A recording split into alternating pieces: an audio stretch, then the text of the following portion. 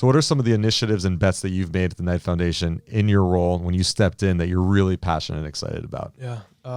So we took some time, took about 8 months to just do a lot of listening. Right. And I definitely had like ideas and biases, and that's really dangerous to have ideas in this role, right? Sure. But I definitely had some experiences and biases that informed that I intentionally wanted to put to the side and say, you know what, these are Raul's kind of impressions. More like a thesis, yeah, right? This is what I think in my experience thus far in Miami's kind of startup community has been, but let's put that to the side for a second.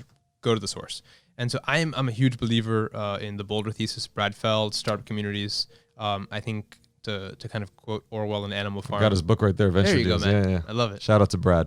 Love Brad. Yep. Good person.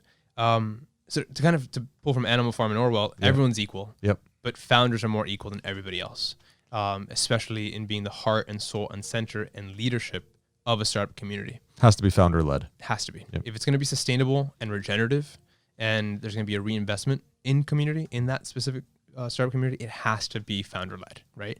And so we went to the source. It's fairly easy these days to get an email, to get a meeting with a lot of folks with the Knight Foundation email. Surprise.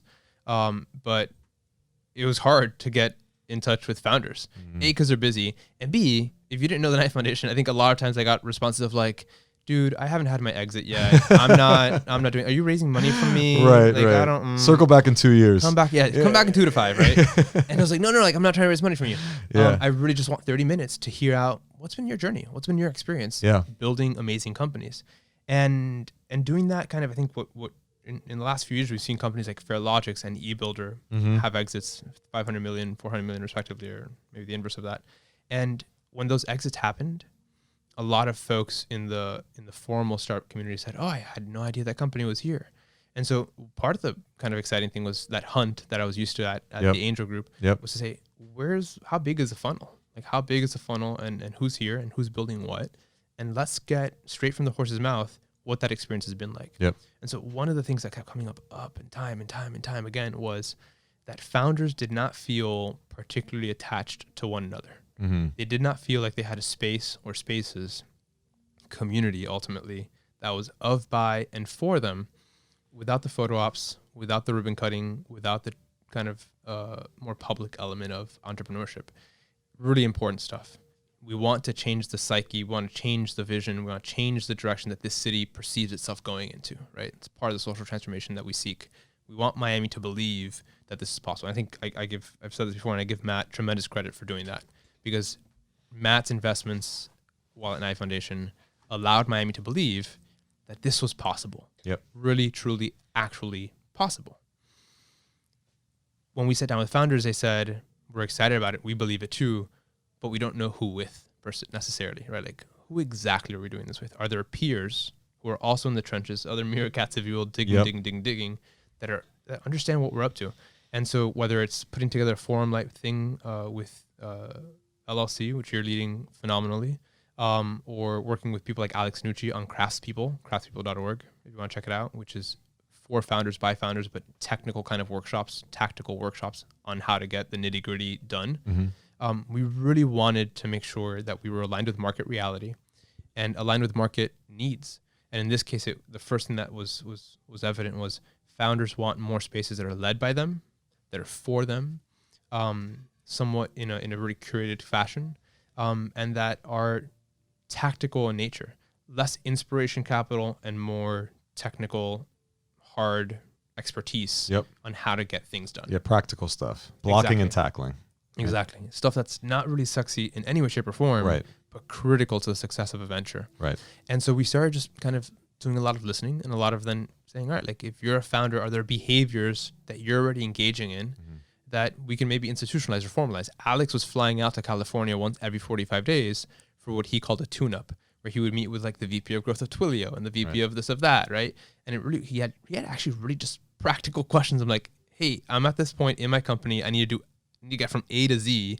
Can you help me through your experience, understand what that roadmap might look like, what that path might look like? And he was doing that because that expertise generally isn't as available in Miami as it is in a place like the Valley.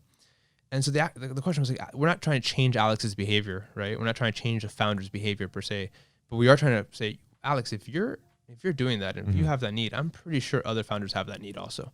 can we formalize that? Can we institutionalize that behavior, and then give that space to founders? So our capital is being used to kind of kickstart founder-led communities. I love that. Right? That very quickly those grants have a very short half-life. Within 18 months, those things are fairly self-sustaining. Right. Right. If founders don't find value in that within 18 months, right, it didn't meet their expectation. It wasn't good product market fit. Right. We shouldn't subsidize it forever. And so we're doing a lot of that, man. I think those are the kinds of investments that we're really, really, really excited about. Things that are of, by, and for founders, because it's at the grassroots, right? It's at ground level. For right? sure. And the founders know what they need more so than anybody else, right? That's exactly it, Yeah. right? Like, you know your company, you know your need, you know your community and your Right. context better than anybody else could. Right. And so I think that's kind of, I think of this in terms of hard and soft infrastructure.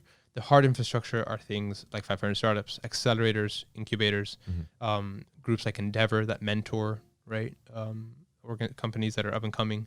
Miami Angels, capital markets are hard infrastructure.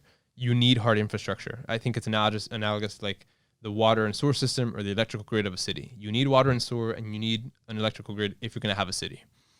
But what really brings life to a city is kind of the green space, the public space. It's the art and culture. It's a sense of community. It's the coffee shop in the corner, right? I think that's a soft infrastructure. And in the startup community, that soft infrastructure is culture, is how attached are founders to one another. How easy is it for a newcomer to plug in? Yep. If somebody was born, raised in Miami, went away for school, and then built their career over 10 years in the Valley or New York, and they want to come back home with their young family, how easy is it for that person to find opportunity, to find their tribe? That's the soft infrastructure, the culture of a place, of a startup community that we're really now starting to hone in on. I think we've got some really great hard infrastructure in place, some really great foundational kind of anchors and organizations and institutions that are holding this down and do a great job of that.